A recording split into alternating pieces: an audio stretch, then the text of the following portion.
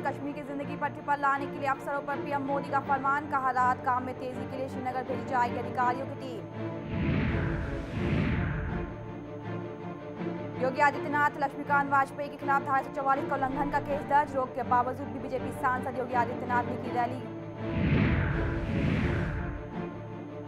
धारा 144 के उल्लंघन में केस दर्ज पर लक्ष्मीकांत वाजपेयी ने की सफाई, कहा हमने चुनाव आयोग के आदेश का नहीं किया उल्लंघन। एनसीपी नेता तारिक अनवर का योगी आदित्यनाथ पर हमला, कहा योगी आदित्यनाथ के खिलाफ हो सख्त कार्रवाई।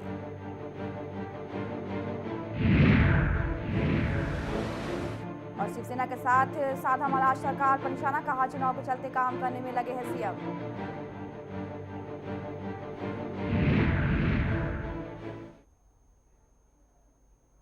नमस्कार, रिपोर्टर 24x7 में आपका स्वागत है। आपके साथ मैं हूं शहनाज रजा। खबरों की तरफ रुख करेंगे और बात करेंगे लखनऊ में जिला प्रशासन की रोक के बावजूद रैली करने वाले बीजेपी सांसद योगी आदित्यनाथ के खिलाफ लखनऊ पुलिस ने एफआईआर दर्ज कर ली है।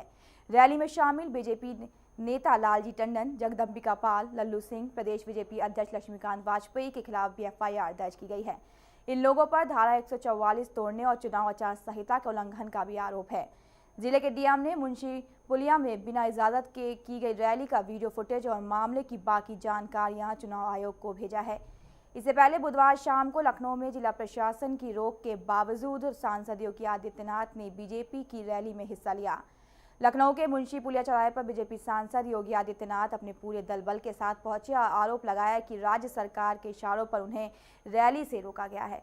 उत्तर प्रदेश की 11 विधानसभा सीटों और 1 लोकसभा सीट पर उपचुनाव से पहले बीजेपी को टकराव की राजनीति खूब रास आ रही है। मंगलवार को चुनाव आयोग ने उन्हें नोटिस भी दिया था, जिनका उन्होंने 24 घंटे के भीतर जवाब भी दे दिया। तो बता दें कि योगी आदित्यनाथ पर यहां केस दर्ज हुआ है। लखनऊ में जिला प्रशासन की रोक के बावजूद रैली करने वाले बीजेपी सांसद योगी आदित्यनाथ के खिलाफ लखनऊ पुलिस ने एफआईआर दर्ज कर ली है। रैली में शामिल बीजेपी नेता लालजी टंडन, जगदम्बिका पाल, लल्लू सिंह, प्रदेश बीजेपी अध्यक्ष लक्ष्मीकांत वाजपेयी के खिलाफ भी एफआईआर दर्ज की गई है।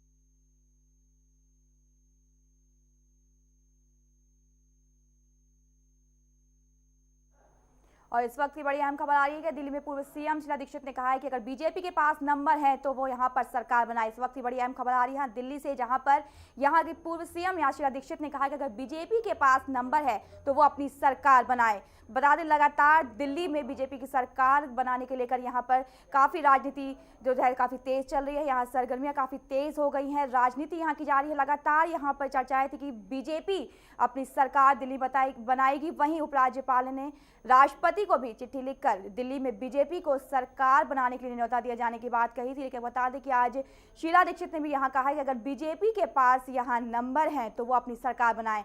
इस वक्त की बड़ी अहम खबर आ रही है कि यहाँ शीला दीक्षित ने कहा है कि जिस तरीके से यहाँ अगर संख्या है उनके पास, बीजेपी के पास, तो अपनी सरकार बनाए। वहीं अमित शाह भी सरकार बनाने के पक्ष में है। आपको बता दें कि दिल्ली में सरकार बनाने के पक्ष में है शाह। दिल्ली की पूर्व सीएम शीला दीक्षित ने कहा है कि अगर बीजेपी के पास नंबर है तो वो अपनी सरकार बनाए। इस वक्त की बड़ी अहम खबर आ रही है कि शीला दीक्षित ने यहाँ कहा है कि बीजेपी के पास अगर सरकार है तो वो अपने बनाना है तो उनके पास अगर नंबर है तो वो अपनी सरकार बनाए। वहीं अमित शाह भी सरकार बनाने के पक्ष में है। आपको बता दें कि इस वक्त की बड़ी अहम खबर आ रही है कि दिल्ली में सरकार बनाने के यहाँ पक्ष में अमित शाह हैं। और वहीं पे दिल्ली की पूर्व सीएम शीला दीक्षित ने कहा है कि अगर उनके बीजेपी के पास नंबर हैं तो वो अपनी सरकार बनाए। इस वक्त की बड़ी अहम खबर आ रही है दिल्ली में, जहाँ पूर्व सीएम शीला दीक्षित ने कहा है कि अगर नंबर है बीजेपी के पास तो वो अपनी सरकार बनाए। वहीं अमित शाह भी सरकार बनाने के पक्ष में है। इस वक्त की बड़ी अहम खबर आ रही है कि यहाँ शीला दीक्षित ने कहा है कि अगर बीजेपी के पास नंबर है तो वो अपनी सरकार बनाए और सरकार बनाने के पक्ष में यहाँ अमित शाह भी नजर आ रहे हैं। उनका कहना है कि बीजेपी अगर दिल्ली में सरकार बनाती है तो मैं इसके पक्ष में हूँ। लगातार दिल्ली में ये राजनीति बहुत सरगर्मी से तेजी हो रही है कि यहाँ पर बीजेपी अपनी सरकार बनाएगी, लेकिन वहीं प्रधानमंत्री का कहना है कि बिना न्योता दिए यहाँ पर बीजेपी जोड़ तोड़ की सरकार नहीं बनाएगी। इस वक्त की बड़ी अहम खबर आ रही है कि अमित शाह भी यहाँ दिल्ली में सरकार बनाने के पक्ष में है। वहीं दिल्ली की पूर्व सीएम शीला दीक्षित ने यहाँ कहा है कि अगर बीजेपी के पास नंबर है तो वो अपनी सरकार बनाए। इस खबर पर हमारे वरिष्ठ सहयोगी प्रदीप वेदवाल हमारे साथ जुड़ चुके हैं। प्रदीप वेदवाल जी, इस वक्त जो खबर आ रही है कि यहाँ पूर्व सीएम शीला दीक्षित ने कहा है कि अगर बीजेपी के पास नंबर है तो वो अपनी सरकार बनाए, और वहीं अमित शाह भी इस पक्ष में नजर आ रहे हैं। इस बारे में आपका क्या कहना है? देखिए शहनाज, शीला दीक्षित ने एक लंबे अरसे के बाद अपनी चुप्पी तोड़ी है। शीला दीक्षित कांग्रेस की वो नेता है जिन्होंने कि 3 मर्तबा दिल्ली में शासन किया है। लगभग 15 साल तक वो दिल्ली की मुख्यमंत्री रही। उसके बाद उनको केरल का राज्यपाल बना दिया गया। अब जबकि वो सक्रिय राजनीति में लौट आई हैं, कांग्रेस में उनको महासचिव के पद से नवाजा गया है। तो ऐसे में शीला दीक्षित जो है एक प्रकार से हमलावर हुई है बीजेपी पे। उन्होंने खुल के हमला किया है कि भाई आप सरकार बना के तो दिखाइए, आपके पास अगर संख्या बल है, अगर आपको लगता है कि आपका जो संख्या बल पर्याप्त मात्रा में और आपकी सरकार बन सकती है तो आप सरकार बनाइए। लेकिन ये जो नाटक जो चल रहा है दिल्ली में सरकार बनने का और नहीं बनने का, इसको खत्म कीजिए। कुल मिला के बहुत लाचार स्थिति में कांग्रेस है। कांग्रेस के पास मात्र 8 सीटें हैं। कांग्रेस सरकार बनाने की स्थिति में न पहले थी न अब है।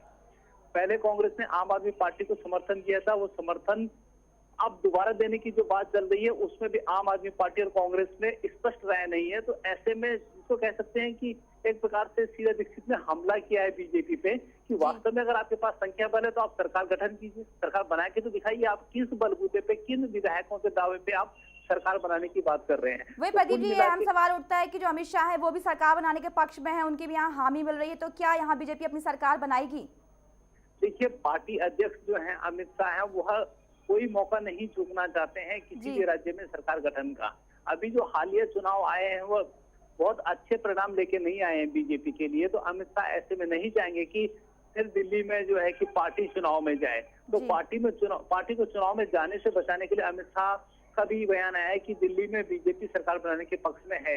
जो दिल्ली प्रदेश बीजेपी के जो अध्यक्ष हैं सतीश उपाध्याय, उन्होंने भी कहा है कि हम सरकार बनाएंगे। अब कुल मिला के तनातनी इस बात को लेके है कि वो संख्या बल, वो जादुई आंकड़ा जिससे कि सरकार का गठन होना है, वो बीजेपी किस ढंग से प्रस्तुत करती है। कुल मिला के जादुई आंकड़े पे खेल आके टिक गया है। और इसी मौके की नजाकत को देखते हुए जो है कि पूर्व सीएम शीला दीक्षित ने बीजेपी पे हमला किया और बोला कि अगर आपके पास संख्या बल है तो आप सरकार बना के दिखाइए। जी, इस तमाम जानकारी के लिए प्रदीप वेदवाल जी आपका बहुत बहुत शुक्रिया। इस वक्त हमारे वरिष्ठ सहयोगी प्रदीप वेदवाल हमारे साथ जुड़े थे। बता दें कि इस वक्त की बड़ी अहम खबर आई दिल्ली में, जहां की दिल्ली की पूर्व सीएम शीला दीक्षित ने कहा, यहाँ बीजेपी पर कटाक्ष करते हुए सीधे कहा है कि अगर उनके पास नंबर, उनके पास संख्या है तो वो दिल्ली में अपनी सरकार बनाए। वहीं दिल्ली में सरकार बनाने को लेकर अमित शाह की भी यहाँ हामी मिल रही है। अमित शाह भी इस पर यहाँ पर अपना पक्ष रख रहे हैं कि वो भी दिल्ली में सरकार बनाना चाहते हैं। इस वक्त की बड़ी अहम खबर यह है कि दिल्ली में यहाँ पर बीजेपी पर कटाक्ष करते हुए दिल्ली की पूर्व सीएम शीला दीक्षित ने कहा है कि अगर बीजेपी के पास नंबर है, बीजेपी के पास संख्या है तो वो अपनी सरकार बनाए। वहीं अमित शाह भी यहाँ पर अपनी सरकार बनाने को लेकर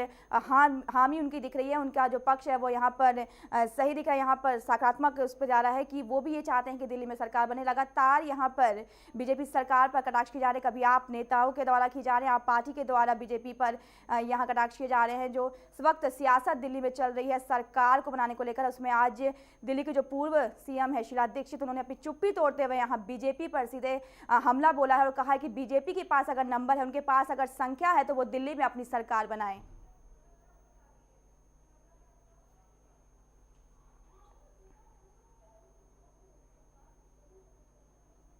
अगली खबर की तरफ रुख करेंगे और बात करेंगे। प्रधानमंत्री नरेंद्र मोदी ने बाढ़ से बर्बाद कश्मीर की जिंदगी को पटरी पर लाने के लिए अफसरों को फरमान दिया है और राहत बचाव कार्य में तेजी लाने के लिए अधिकारियों की टीम श्रीनगर जाने का उन्हें आदेश भी दिया है, जिससे जम्मू कश्मीर के लोगों की जिंदगी को फिर से पटरी पर लाया जा सके। साथ ही प्रभावित लोगों तक जरूरी वस्तुएं तेजी से पहुंचाने की भी जरूरत पर जोर दिया है और राज्य में राहत अभियानों की समीक्षा के लिए कल देर शाम आयोजित उच्च स्तरीय आपात बैठक की अध्यक्षता करते हुए मोदी ने इस बात पर भी जोर दिया है कि भीषण आपदा में प्रभावित लोगों तक भोजन और पानी जैसी बुनियादी जरूरी चीजें पहुंचाने पर तत्काल ध्यान दिया जाए। वहीं प्रधानमंत्री ने निर्देश दिया है कि पहली प्राथमिकता श्रीनगर शहर में प्रभावित लोगों तक जरूरी चीजें पहुंचानी होगी। वहीं प्रधानमंत्री कार्यालय की विज्ञप्ति के अनुसार मोदी ने गृह मंत्रालय को भी निर्देश दिया है कि श्रीनगर में जो स्थानीय प्रशासन के साथ ही राहत अभियान में मदद करने के लिए दिल्ली और अन्य राज्यों से वरिष्ठ अधिकारियों को तत्काल भेजा जाए। आपको बता दें कि अभी 4 लाख लोगों के यहाँ फंसे होने की खबर है। जम्मू कश्मीर में बचाव कार्य में सेना ने बड़ी भूमिका निभाई है। सेना और एनडीआरएफ समेत कई एजेंसियां राहत और बचाव कार्य में अभी तक लगी हुई हैं।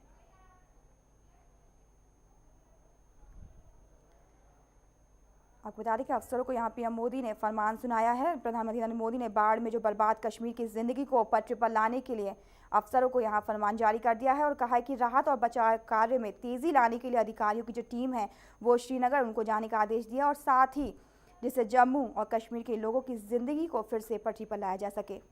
आपको बता दें कि अभी तक के जम्मू कश्मीर में जो बाढ़ से प्रभावित इलाके हैं वहाँ पे 4 लाख से ज़्यादा लोगों के फंसे होने की अभी भी आशंका है, लेकिन यहाँ पर सेना और एनडीआरएफ की जो टीमें हैं उन्होंने पूरी तरीके से यहाँ काम किया है, राहत कार्य किया, जिसमें हज़ारों लोगों की यहाँ ज़िंदगियाँ बचाई और अभी भी ये रेस्क्यू ऑपरेशन में लगे हुए हैं।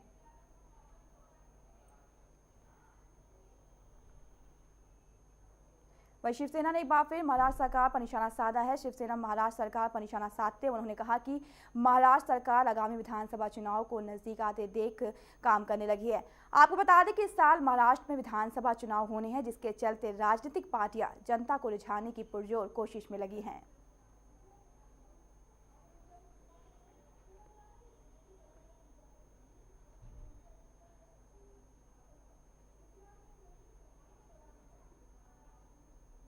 वहीं बीजेपी अध्यक्ष अमित शाह की मुश्किलें आने वाले दिनों में बढ़ सकती हैं। मुजफ्फरनगर में लोकसभा चुनाव के दौरान अमित शाह के खिलाफ दर्ज हुए केस में पुलिस ने अब उनके खिलाफ चार्जशीट कोर्ट में दाखिल कर दी है। अगर अमित शाह पर लगे आरोप साबित हो जाते हैं तो उन्हें 3 साल तक की सजा हो सकती है।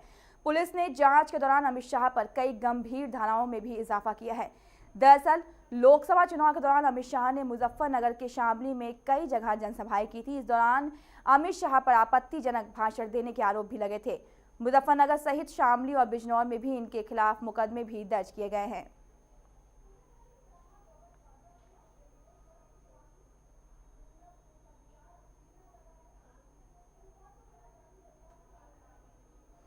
आपको बता दें कि बीजेपी अध्यक्ष पर चार्जशीट दर्ज किया गया, इसके बाद इनकी मुश्किलें बढ़ती नजर आ रही हैं। बीजेपी अध्यक्ष अमित शाह कहे जो उनकी आने वाले दिनों में मुश्किलें काफ़ी बढ़ सकती हैं। मुजफ्फरनगर में जो लोकसभा चुनाव के दौरान अमित शाह ने इनके खिलाफ यहां पर केस दर्ज हुआ है। केस में पुलिस ने अब उनके खिलाफ चार्जशीट भी कोर्ट में दाखिल कर दी है। आपको बता दें कि अमित शाह पर लगे जो आरोप हैं अगर वो साबित हो जाते हैं तो उन्हें 3 साल तक की सज़ा हो सकती है। वही पुलिस ने जांच के दौरान अमित शाह पर कई गंभीर धाराओं में भी इजाफा किया है। आपको बता दें कि लोकसभा चुनाव के दौरान अमित शाह ने मुजफ्फरनगर के शामली में कई जनसभाएं आयोजित की थी। इस दौरान अमित शाह पर आपत्तिजनक भाषण देने का आरोप है। मुजफ्फरनगर सहित शामली और बिजनौर में भी इनके खिलाफ मुकदमे दर्ज किए गए हैं। आपको बता दें कि लोकसभा चुनाव में यहाँ भड़काऊ भाषण देने की वजह से इनके खिलाफ चार्जशीट दायर की गई है और अगर ये चार्ज इनके ऊपर लग जाता है, ये केस इनके ऊपर दर्ज किया तो इन्हें 3 साल तक की सज़ा हो सकती है। आने वाले समय में बीजेपी अमित शाह पर जो मुश्किलें हैं वो काफ़ी बढ़ सकती हैं।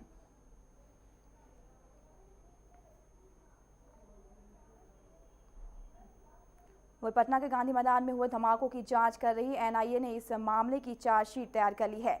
एनआईए ने अपनी चार्जशीट में कहा है कि पटना में हुआ आतंकी धमाका साल 2002 के गुजरात दंगों का बदला लिए जाने की कार्रवाई थी और आतंकवादियों ने तब गुजरात के मुख्यमंत्री नरेंद्र मोदी को मारने के लिए हथियार से लेकर फिदायीन हमले तक की योजना बनाई थी।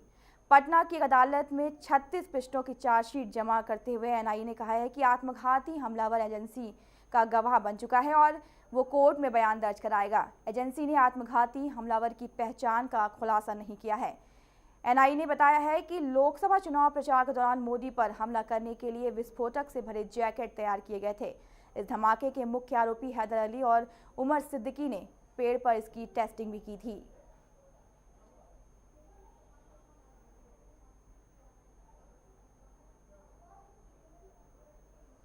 वहीं बहुचर्चित निठारी कांड में सुरेन कोहली को फांसी की सजा सुनाए जाने के बाद पहली बार उसकी मां कांति कोहली उससे मिलने बुधवार रात मेरठ रवाना हो गई हैं। सुरेंद्र कोहली को फांसी की सजा होने के बाद घर में गरीबी और बेबसी की जिंदगी जी रही मां कांति कोहली अपने बेटे से मिलने की इच्छा तो जता रही थी, लेकिन शरीर कमजोर होने की वजह से ये संभव नहीं हो पा रहा था। कुछ सामाजिक संगठनों ने मां बेटे की मुलाकात के लिए पहल भी की और कोहली की मां बेटे से मिलने के लिए रवाना हो गई हैं। मेरठ रवाना होने से पहले कांति ने कहा कि उसने अपने परिवार की परवरिश गरीबी में जरूर की है, लेकिन अपने बच्चों को ऐसे संस्कार नहीं दिए कि वो किसी को जान से मारने पर उतारू हो जाएं। वहीं कांति ने कहा कि वो एक बार सुरेंद्र के मुंह से सब कुछ सच सच जानना चाहती हैं। वहीं उन्होंने कहा कि अगर सुरेंद्र ने मां के सिर पर हाथ रखकर अपने गुनाह कबूल कर लिए तो उन्हें सुरेंद्र को फांसी होने का कोई मलाल बाकी नहीं रहेगा।